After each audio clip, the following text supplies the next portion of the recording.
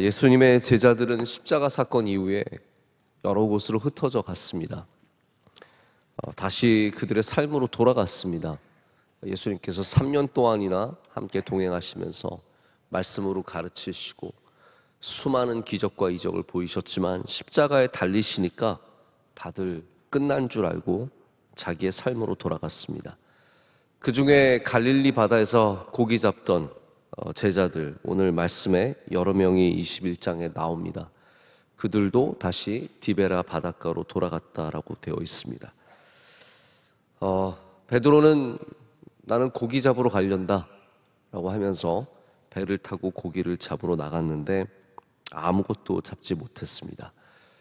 그때 예수님께서 디베라 바닷가에 서 계셨는데 주님이신 줄 모르고 다른 사람들이 다 함께 있다가 요한이, 오늘 이제 요한복음의 저자인 요한이, 예수께서 사랑하시는 그 제자 바로 요한이 예수님을 알아보고 베드로에게 주님이시다, 예수님이시다 라고 하니까 베드로가 벗고 있다가 겉옷을 두르고 바다로 뛰어내립니다.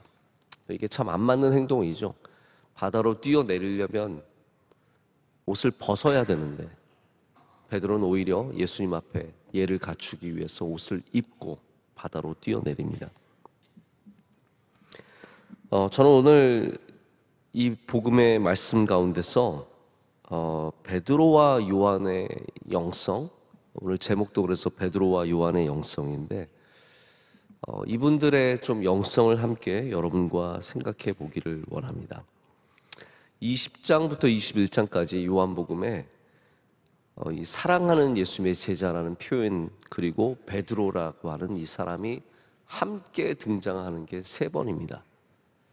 여러분 잘 아시겠지만 가장 먼저는 예수님의 부활의 장소로 뛰어가는 장면이 나옵니다. 함께 같이 뛰어가는 장면이 나오죠. 그런데 오늘 말씀에도 이 사랑하시는 제자 요한과 베드로가 함께 등장을 하게 됩니다. 요한은 늘 제가 여러 번 말씀드렸지만 자기를 예수님이 사랑하시던 제자라고 하는, 내가 어떠한 존재였는지, 여러분 자신의 존재에 대해서 모두들 굉장히 자의식을 갖고 있습니다. 나는 어떠한 존재인가. 근데 요한은 분명하게 자기는 예수님이 사랑하시는 제자라, 그런 굉장히 예수님께 가깝다라고 하는 그런 의식이 있었습니다. 그런데 그렇다고 해서 요한이 베드로를 절대로 폄하하지 않습니다. 자, 오늘도 보십시오. 요한이 베드로의 이 믿음의 모습을 굉장히 잘 드러내고 있습니다. 주님이시다 했더니 겉옷을 벗고 있다가 빨리 옷을 입고 바다로 먼저 뛰어내리는, 딱 베드로답지 않습니까? 네, 딱 베드로예요. 바로 이 사람이 베드로입니다. 그런데 요한복음에는 이 베드로의 모습을 계속 일관적으로 이렇게 주님 앞에 뜨겁고 헌신되고, 때로는 충동적이고 때로는 성급하고 조급한 모습도 있지만, 우리는 이곳에서 베드로의 또다시 이 믿음의 귀한 모습을 보게 됩니다. 그러니까 예수님이 사랑하시는 제자인 요한이 절대로 예수님의 수제자인 베드로를 폄하하거나 내가 사랑을 더 받아야 하는데, 내가 더 귀한 제자인데, 여러분 요한복음 쓰면서 충분히 그런 거 강조할 수도 있고 더 드러낼 수도 있었지만, 물론 성령께서 그렇게 못하게 하셨겠지만, 우리 말씀을 보면은 베드로를 특별히 21장 마지막 부분에 네가 나를 사랑하느냐, 이런 예수님과 회복의 장면을 통해서 베드로를 굉장히 높여주고 이 초대교회의 베드로의 권위를 세워주는 모습을 볼 수 있습니다. 여러분 제자들이 서로를 어떻게 바라봤을까요? 우리 서로를 바라보는 시선이 신앙입니다. 할렐루야. 서로를 어떻게 바라보느냐, 이게 신앙인데, 이렇게 가만히 제자들의 과거를 돌아보면 결코 그렇게 좋았다라고 말하기 쉽지 않습니다. 특별히 이제 세베대의 아들들의 어머니, 이 요한과 야고보의 어머니죠. 예수님께 가서 절합니다. 마태복음 20장을 보면 예수님 앞에 가서 절하면서 뭘 부탁하던가요? 주님의 나라에 우리 하나들은 우편에, 하나들은 좌편에. 3명 있으면 큰일 날 뻔했습니다. 뭐 뒤에 앉아야 돼요? 앞에 앉아야 돼요? 2명의 아들이 예수님 좌편과 우편에 앉게 해달라고 그렇게 간절히 부탁을 합니다. 이것부터 굉장히 잘못된 거죠. 좀 가깝다고. 제가 알기로는 이 세베대의 아들들이 예수님과 인척 관계인 걸로 알고 있는데 어쨌든 가서 부탁을 한 겁니다. 근데 이 말을 듣죠. 여러분, 혼자 가서 몰래 부탁해도 다 알게 됩니다. 사람들은 다 알게 됩니다. 하고 다니는 말 다 들려옵니다. 나중에 10제자들이 분이 여겼다라는 말이 나옵니다. 아주 괘씸하게 여긴 겁니다.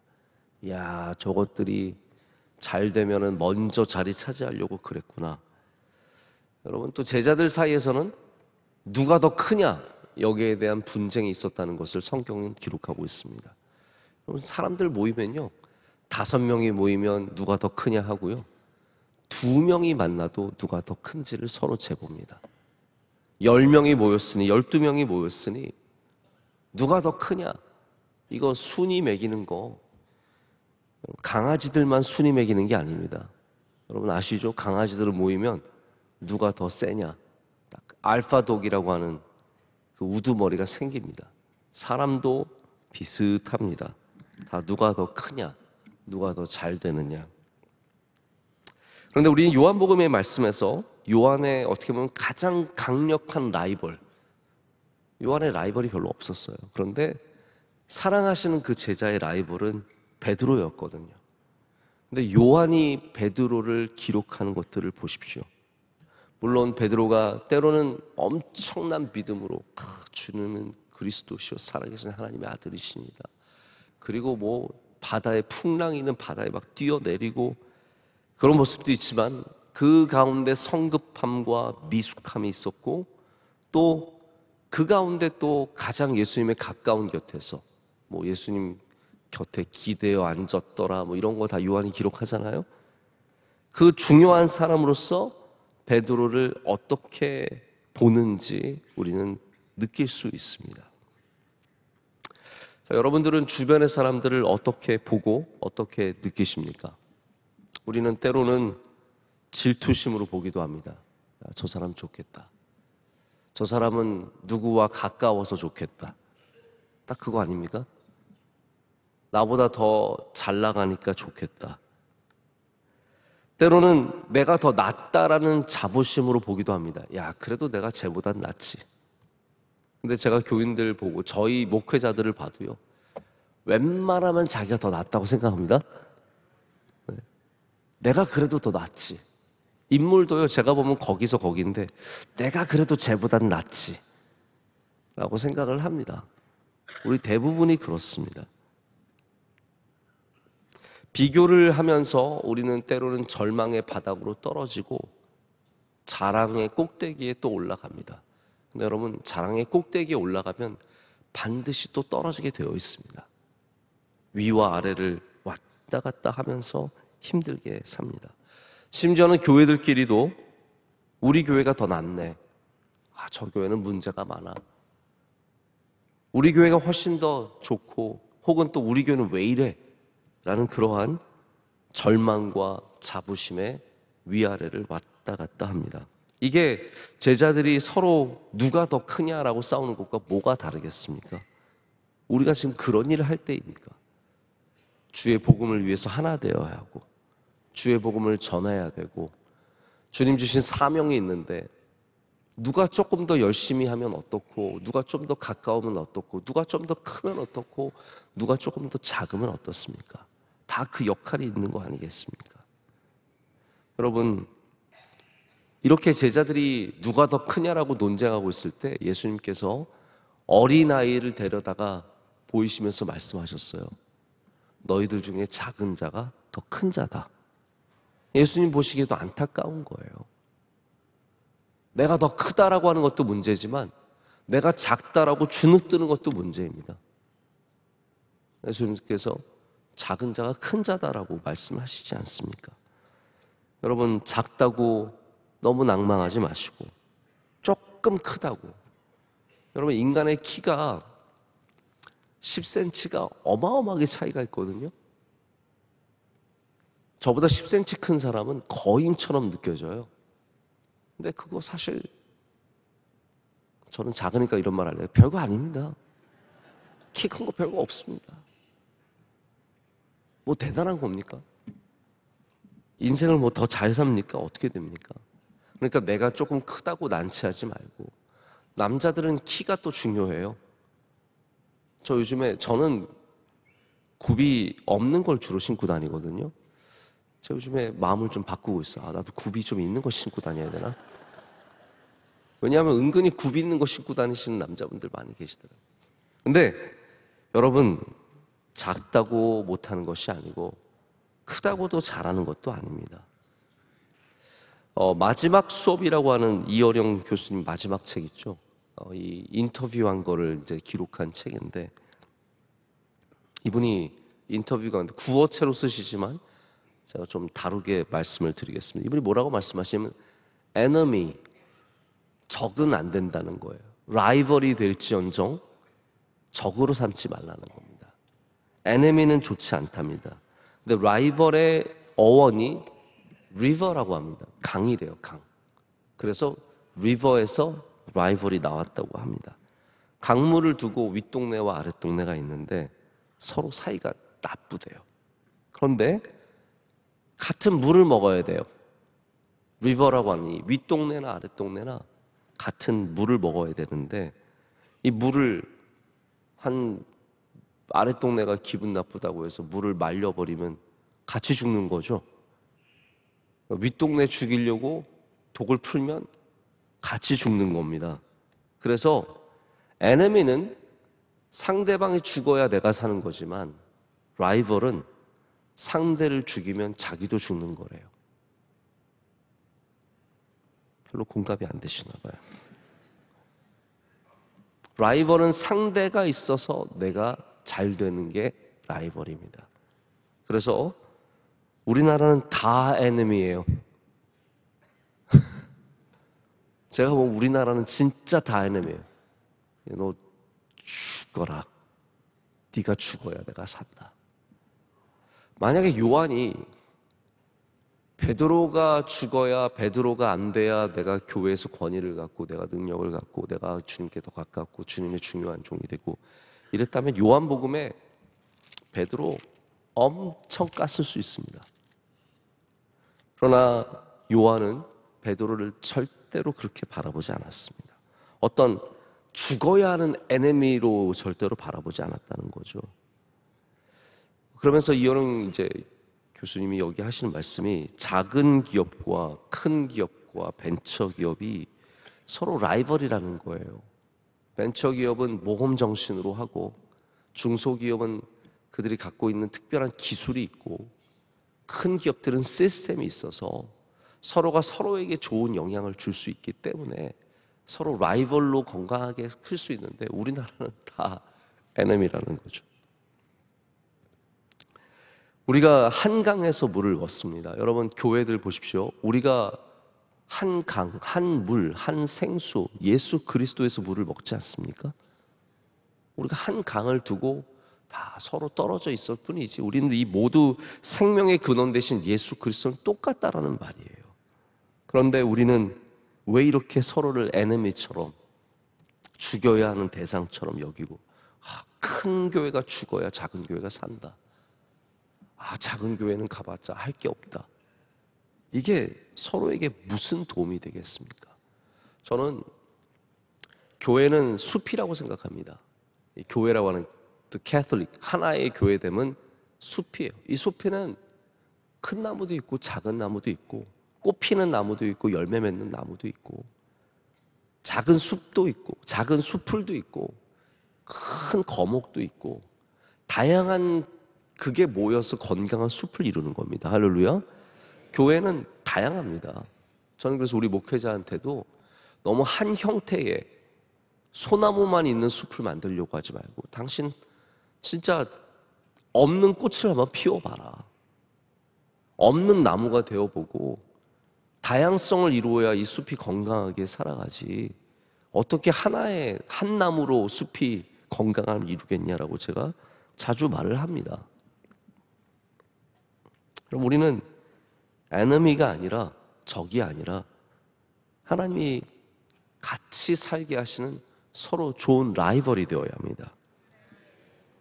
우리 경쟁사회, 이 자본주의 사회가 갖고 있는 약자 도태, 강자 생존이라고 하는 너무 소비적인, 너무 희생적인 것들이 우리 마음에 많이 있는 것 같습니다. 제가 그 생각을 해봤어요. 제가 참 좋아하는 말 중에 하나가 십시일반입니다. 제가 뭐 그런 거 잘 모르는 거 아시잖아요, 여러분. 십시일반은 제가 참 좋아해요. 너무 좋은 말인 것 같아요. 제가 다른 나라 말에도 이런 게 있는지 모르겠는데, 십시일반은 한 명 굶어 죽이는 게 아니라 우리 10명이서 조금씩 모으면 한 사람 살릴 수 있다는 거 아니겠습니까? 누가 꼭 죽어야 우리가 사는 건 아니잖아요. 우리가 다 함께 살아가려면 이 생명의 강에 우리 삶을 대고, 할렐루야, 예수 그리스도께 삶을 대고 서로가 서로를 좋게 바라봐주면 얼마나 좋겠습니까? 요한이 베드로가 없어지기를 바랬다면 우리는 절대로 이 아름다운 요한복음을 만날 수 없었을 것입니다. 성숙한 베드로가 쓴 아름다운 덕이 있는 베드로 전후서와 성숙한 요한이 쓴 사랑으로 가득한 요한 1, 2, 3서가 우리에게 남겨져 있는 것은 바로 이렇게 두 사람이 서로를 귀하게 바라볼 수 있는 그런 영성을 갖고 있었기 때문이 아니겠습니까? 예수님의 무덤을 향해 함께 뛰어가는 두 사람, 주님의 복음을 위해서 함께 늙어가는 두 사람,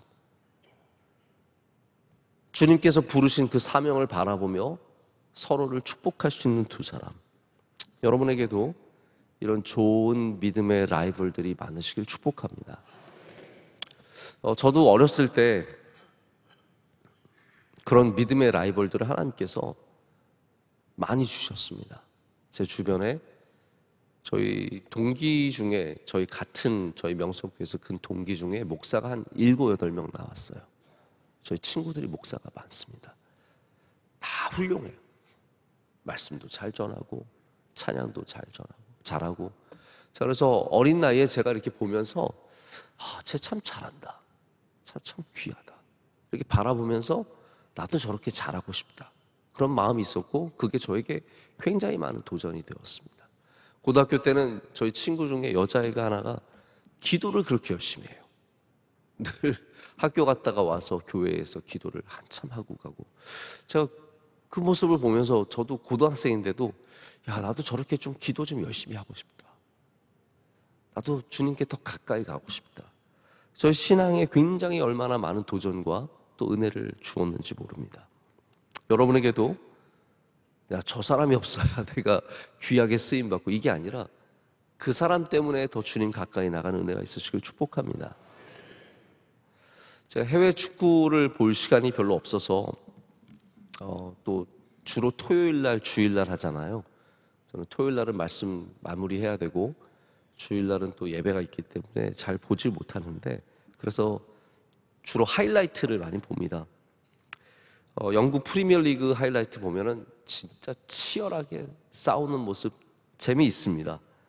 근데 영국에는 라이벌 구단들이 있습니다. 한 예로 우리 손흥민 선수가 뛰는 토트넘과 영국의 같은 런던에 연고지를 두고 있는 아스널은 굉장한 서로 으르렁거리는, 얼마나 심하냐면요, 토트넘 선수가 아스널로 이적한 게 없습니다. 이거는 완전히 원수되자는 거예요. 이 팀으로는 절대로 안 갑니다. 아스널 선수도 토트넘 선수를 칭찬을 안 합니다. 그래서 아스널의 전설 같은 디에리 앙리라고 하는 선수가 손흥민 선수를 칭찬할 때, 내가 토트넘을 원래 칭찬 안 하지만 이렇게 말하면서 말을 해야 돼요. 그냥 손흥민 선수 칭찬하면 큰일 납니다. 아무튼 이 둘이 라이벌인데, 얼마 전에 이 두 팀이 붙어가지고 손흥민 선수가 몇십 년 만에 처음으로 아스널에서 적진에서 2골 이상을 넣은 선수가 되어서 우리나라에도 난리가 났던 걸로 기억을 하고 있어요. 우린 손흥민이 잘하면 나라가 기분이 좋고요. 손흥민이 골 못 넣고 있으면 나라가 전체가 침울합니다. 우리 손흥민 선수가 좀 골 넣도록 기도를 많이 해야 됩니다. 하여튼 근데 이 두 팀이 서로 라이벌인데, 라이벌이 있기 때문에 이 두 팀이 잘 되는 겁니다. 다 잘 되는 겁니다. 여러분, 우리에게 주신 라이벌은, 내게 주신 베드로는 귀한 사람이고 내게 주신 요한은 하나님이 보낸 사람입니다. 그거를 볼 수 있어야 영적인 눈을 가진 사람이고, 여러분 기업을 하면서 또 살아가면서 수많은 그러한 이 세상의 사람들 만날 텐데, 물론 대적도 있습니다. 우리를 망하게 하려는 사람, 우리를 죽이려고 하는 사람, 대적들도 있겠죠. 그러나 여러분이 영적인 눈을 뜨고 라이벌을 찾으신다면 우리는 그들과 함께 하나님의 나라를 더욱더 아름답게 귀하게 섬길 줄로 믿습니다. 특별히 우리 교회 안에서 여러분 함께 일하실 때 서로를 베드로와 요한이 바라보듯이 보시길 축복합니다. 그렇게 바라보신다면 우리 교회 안에서 영적인 거목들이, 서로 죽이면 다 안 큽니다. 그러나 저는 바라기는 우리 명성교회 영적인 거목들이 가득한 숲이 되기를 간절히 소망합니다. 우리 그 삶을 위해서 더욱더 서로를 귀하게 바라보는 믿음 가져주시기를 축복합니다.